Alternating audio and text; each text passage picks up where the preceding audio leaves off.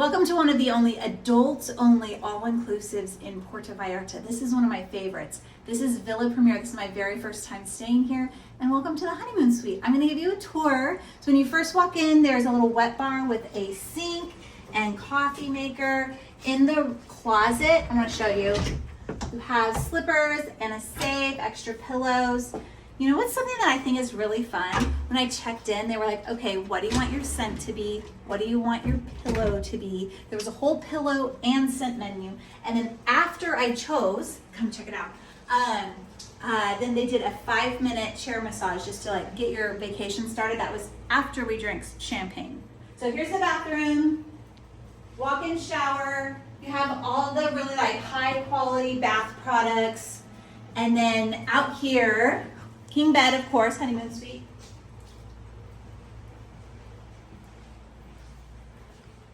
I think the best part of this room specifically is the balcony and the outside area. You have a hammock, and then you have this huge jacuzzi, and it's fully private. Come check this out.